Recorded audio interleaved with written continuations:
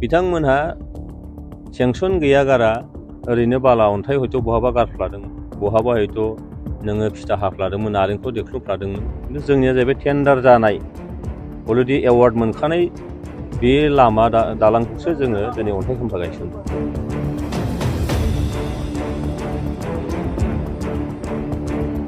जों रायजो राजाफोरखौ थगायनायनि थाखाय माबा मोनसे ओरैनो फुस्लायनायनि थाखाय खालामा।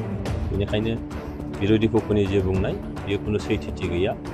बिरोधिफ्रा बुंखागोन, खिन्थु रायजो राजाफ्रा दिनै गोजोननाय मोन्दों, मोगथाङाव जाफुंगासिनोबो दङ। दा बेखायनो बिरोधि पक्षनि बुंनाय बा सोरनिबा बुंनाय रावा बे असैथो।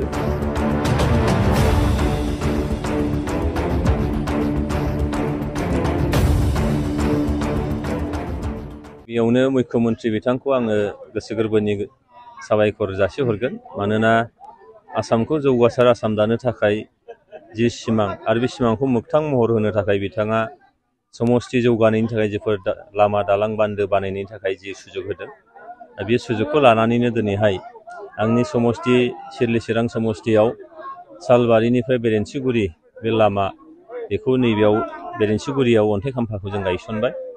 आरो एसे सिगां जोङो 2 नं थुक्राझाराव एखे हाबाफारिजोंनो जोङो लामा अन्थाइ खाम्फा गायसननानै फैबाय। आरोबाव थुक्राझारावनो दोंसे लामा जों गायसनबावगोन। दिनैहाय गासै 5 किल'मिटारसो लामा गायसननाय जागोन। आरो नैबे लामायाव मोनसे गिदिर दालां दंखायो, बे दालांखौबो बेजों बानायनाय जागोन। थ' जोङो मिजिं खालामनो हायो जे दिनै जोंहा बिटिआरआव प्रमद बर' दैदेननाय सरकार आरो स्टेटआव जोंहा डक्टर हिमन्त बिश्व शर्मा दैदेननाय सरकार, बे सरकारनि समाव जोङो जिखिनि हान्था मेलानि उसुबिदाफोर दङ, बे उसुबिदाफ्रा निस्सय जोबस्रांगोन, जोङो फोजोबनो हागोन। रायजो राजानो बे सुजुग सुबिदाखौ जों निस्सय हान्था मेलानि सुजुग सुबिदाखौ होनो हागोन। दिनैहाय बिकास जात्रा, मानोना सान्थिया फैनाय लोगो लोगो, दिनै गोजोन खौसेथिया फैनाय लोगो लोगोनो दिनै जौगानायनि हाबाफारि बेयो जागायदों। बेनिखायनो दिनै मुख्यमन्त्रि बिथाङा बिकास जात्रा बे हाबाफारिनि गेजेरजों दिनै लामा दालां बान्दो बेखेवनायनि थाखाय थियारि जादों। नोंथांमोना हयथ' मोनथिगोन, गाबोन जोंनि चिरांनि गार्जेन मन्थ्रि, आसामनि केबिनेट मन्थ्रि मानगोनां बिथां उरखाव ब्रह्म बिथाङा चिरां जिल्लायाव फैगासिनो दङ। आरो बिथाङा गोबां बेबायदि लामा दालां बिथाङा बेखेवफैगोन, JJMनि स्किम बेखेवफैगोन। आरो फैगौ 8 अक्ट'खालि जोंनि आइफवालि होननाय जायगायाव बिमा दैनि सायाव लुफुंजानाय फ्राय 1 किल'मिटारफ्राम जि दालां, बे दालांखौ मानगोनां चिफ बिथां प्रमद बर'आ फैनानै बेखेवफैगोन। आरो बेबायदियैनो जोंनि जगाजगनि जि बेबस्था, जायखौ जोङो बुंनो हायो जे फानबारि औगुरि बे ओनसोला आनटाच जानानै दंमोन। बिथांमोननि हान्था मेलाया जोबोद माने गाज्रि रोखोमै दंमोन।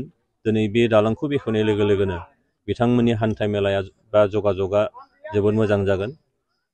गुबैयै फरायसाफोरनि थांलाय फैलाय बेयो जोबोद मोनसे हेंथा जानानै फैदोंमोन। बे जिनिसफ्रा दिनै बे दालांखौ बेखेवनाय लोगो लोगोनो जोबस्रांसिगोन।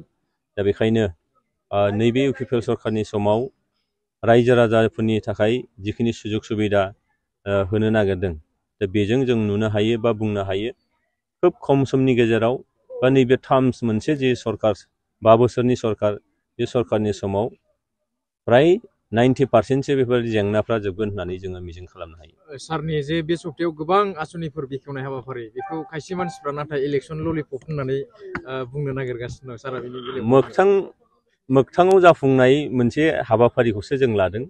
जों सोरनोबा ललिपप होननाय बाथ्रा बा सोरबाया बुंनाय बायदि बियो असमियाव जेखौ भेक' पावना होननानै बुंदों, बेबायदि नङा। बियो नायबानो जाबाय जे बियो ललिपप ना बले थारैनो बियो नोङो मोगथां महराव मोननाय मोनसे जोंनि थार गुबै ओंथिनि लामा जागोन, बेखौ नायबानो जाबाय। बेखौ बिरोधिफ्रा बुंखागोन, खिन्थु रायजो राजाफ्रा दिनै गोजोननाय मोन्दों, मोगथाङाव जाफुंगासिनोबो दङ। दा बेखायनो बिरोधि पक्षनि बुंनाय बा सोरनिबा बुंनाय रावा बे असैथो। आरो जोंनि सरकारा रायजो राजाजों दङ, गोरिब दुखिजों दङ। बेखायनो मोगथां महर होनो थाखायसो जों बे हाबाफारिखौ लादों। बेयाव खुनु बानायफ्लानाय बा सोरनिबा बुंनाय बाथ्रा नङा बियो। जों नुदोंमोन BPFनि टाइमावसो लामाया सेंसन जायागारा, लामायाव नोङो टेन्डार जायागारा, बेबायदिनो रायजोफोरखौ माने फुस्लायनो थाखाय फिथा हास'फैनाय, अन्थाइ खाम्फा गायसनफैनाय, नोंथांमोना एकदम मोनथिगोन जे बे लामायाव अलरेडि टेन्डार जाखांबाय, टेन्डार होनानै एवार्ड होबाय, दिनै लामाखौ मावसिगोनबो, गाबोन समफोरनि गेजेरावनो बेखौ जोङो नुनो मोनगोन। बेनिखायनो बे रायजो राजाखौ ओरैनो थगायनो फैनाय बा माबा बुंफ्लानाय बे बाथ्रा नङा। बिथांमोना फंसे बाथ्रा बुंबावो जे बिथांमोना जों मावनानै गालांनायखौसो फिथा खेबस'बाय थायो होननानै बेबायदि बाथ्रा बुङो। नैबे लामाखौलाय आंनाथ' मावखो, जेनेबा बेरेन्सिगुरि, सालबारि टु बेरेन्सिगुरि, रायजो राजानाव सोंबानो जाबाय। थुक्राझारनि 2 नं थुक्राझारनि लामाखौ 17 बोसोराव मावाखैमोन, बे बोरैथो जानो थांगासिनो दं। सोरबाया मावनाय नङा, खारन बिथांमोनहा सेंसन गैयागारा ओरैनो बाला अन्थाइ हयथ' बहाबा गारफ्लादोंमोन, बहाबा हयथ' नोङो फिथा हाफ्लादोंमोन, नारेंखल देख्रुबफ्लादोंमोन। खिन्थु जोंनिया जाहैबाय टेन्डार जानाय, अलरेडि एवार्ड मोनखानाय बे लामा दालांखौसो जोङो दिनै अन्थाइ खाम्फा गायसनदों। जों रायजो राजाफोरखौ थगायनायनि थाखाय माबा मोनसे ओरैनो फुस्लायनायनि थाखाय खालामाखै। बेनिखायनो बिरोधि पक्षनि जे बुंनाय बेयो खुनु सैथोथि गैया। सैथो बाथ्राया बेसो जे थार ओंथियाव मोगथां महराव बे लामाफ्रा जाफुंगोन। गिबियावनो आङो बे बेरेन्सिगुरिनि गावबुरा जानानै नोंथांमोननि चेनेलखौ गिबियावनो खुलुमनाय आरो सिबिनायखौ जासिहरबाय। आरो बे समावहाय जोंनि बे बेरेन्सिगुरिनि जि हान्थामेला बा लामा, बे लामाखौ बेखेवफैनाय मान होनो गोनां 31 नं सिललि समस्तिनि MLA जयन्त सारनिसिम आंनि गोसो गोरबोनि खुलुमनायखौ जासिहरबाय। आरो लोगोसे बे समावनो नुजाफैनो हानाय गोबां इउपिपिएलफोरनि राजनितिक हान्जानि दैदेनगिरि सारमोननिसिमबो आंनि गोसो गोरबोनि खुलुमनायखौ जासिहरबाय। आरो जोंनि बे दिनैनि जे लामानि जे जेंना, बे जेंनाखौ बोस्रांफैनायनि थाखाय आङो खोब मोजां मोनदों आरो जाफुंबाय आं सानदों। आरो जोङो गोबाव सम बे लामाखौनो लुबैबाय थादोंमोन रायजो राजाया, नाथाय मोनफुंनो हायाखै मोजाङै रोखोम। दा जोङो लामाजों लोगोसे ब्रिज बेखौ मोनफानायाव जोंहा गोसोआ गोजोननाय फैदों। आं बेखिनिखौ बुंबाय।